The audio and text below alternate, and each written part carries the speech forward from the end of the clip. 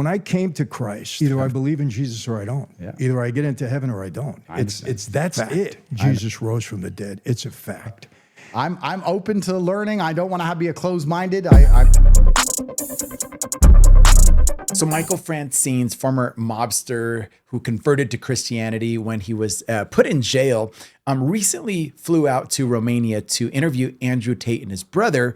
And he presses him on Christianity because Andrew Tait had recently converted over to being a Muslim. And I really appreciate what he's doing here in the conversation that they had. Let's check this out. Let me tell you the one thing that separates Christianity that's scary to everything else on earth, in my view. If Christians are right, and the only way to get to heaven, which I know you believe in, we believe in heaven and hell, is through Jesus Christ, then every other religion could be good. There's no question about that. But the separation is, if you don't believe Jesus is the Son of God, That's right. then you don't get to heaven. That's right. And that's scary. Yeah. And you know, when I was in the hole, I kind of challenged God at that moment, you know, because my wife was Christian, my mother-in-law Christian. They were telling me, and I didn't have time for that. But now I'm getting in there, and you know what I developed, Andrew? I developed a healthy fear of hell. Yeah. You're in the hole. If this is it, if this is the rest of eternity like this, only a million times worse, and even if it isn't worse, this is it. Yeah. I'm here alone by myself, separated from everyone I love, and this is it. Eternal nothing. I said, I need to find out what's true. And at that point in time, I had my Bible in there. I had my wife send me every book you can imagine. Christian faith, Hindu, Muslim, everything. I was reading everything. And for me, the separation was, okay, all of this makes sense. But if Jesus is the only way to heaven and I reject that, then no matter how good I am, no matter what else I do, I'm going nowhere. This is going to be eternity for me. That's right. So this is the separation. And I think people have to make that choice. It's a super interesting conversation, and I can't wait. I'd love for us to do a podcast in a couple more years when I've read them both a couple more times. And I know I have more to learn. This is on one subject where I'm 100% a student. But remember this, the only thing I want to tell you, I'm sure your brother told you this. Oh yeah, every day. Everything could be right, 100%. Million good people, the countries are good, everything. And you know what? You know, you're more safe in a country. The United States is not safe anymore. Yeah. There's a lot of Christians there, a lot of people that profess to be Christians, but really aren't Christians. Because you can say you're a Christian, but if you're living in a pattern of sin, if you're not living like a Christian, you're not a Christian. Come on. Doesn't matter. But that's the one separation. I understand. And that's important. And that's something you really need to figure out and think about. Because if he is the only way to heaven, no matter how good you are, no matter how great the country is, doesn't matter.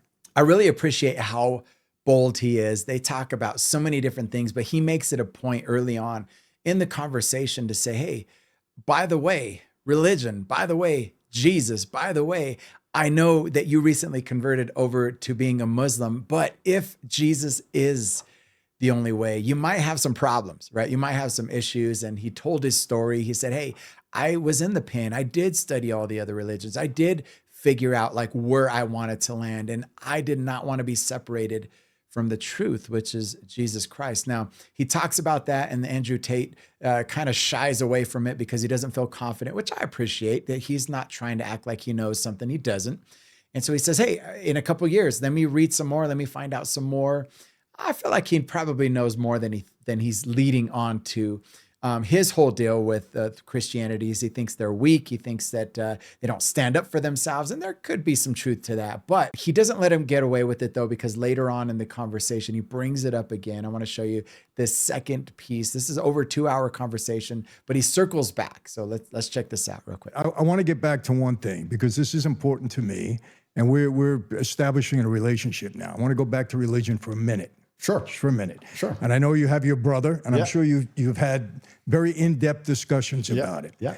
But when I came to Christ, for me, everything is about evidence. Everything, Andrew. I don't take things everything is about evidence. You got to prove it to me. And when I did my search, without getting to all this now, I really found out that the Bible is so supported by evidence. It's a fact. Jesus rose from the dead. It's a fact. Come on.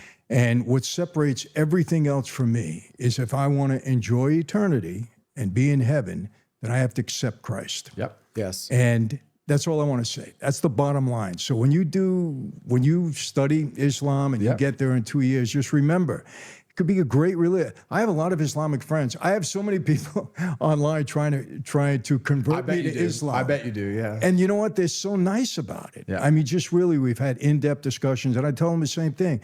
I respect, so many of you I respect, so many I met in prison, they carry themselves best in prison. They really would. Them and Christians too, but they carry themselves well all the time. I said, but there's a separator for me. Either I believe in Jesus or I don't. Yeah. Either I get into heaven or I don't. That's it. I understand. And for me, I'm convinced. And I tell people, listen, I'm by far not the best Christian out there. I still have, old thoughts in mind, and sometimes I act on them, sometimes I don't. But my faith is rock solid. Yeah. And it's rock solid, built on evidence. I want to leave you with that.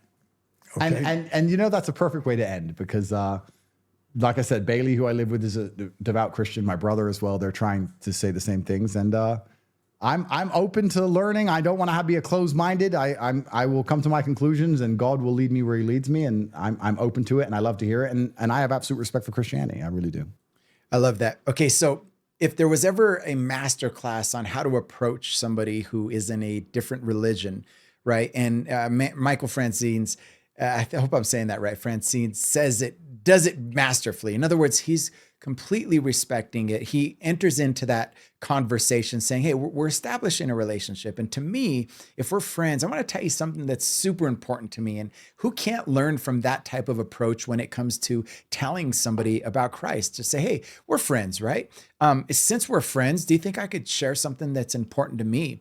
And he does. And he says, hey, I want you to consider Jesus. I want you to consider that there's evidence. I want you to look it up. I want you to come back. We'll have this conversation in a couple of years. And I want you to consider that if Jesus is who he says he was, then there's no other way. There's no other way. It's either him or not, because Jesus made some bold claims when he was on this earth, right? He said that he was the Son of God. He said that he was the only way to heaven.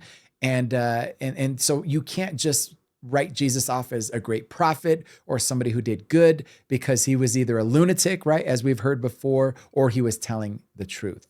And so you have to come to that conclusion. And Michael Francine's pushes Andrew Tait on this, and he's open to learning. He's open to receiving through that relationship. And I think we could learn so much from that. The relationships that you have in your life, right? You respect them, you care about them. They might not know Christ, but you can use that relationship, that connection that you have with them as an inroad, if you will, to say, hey, we're friends, right? And I think there are things that I want to hear that are important to you. And I have a few things that are important to me that I want to share with you.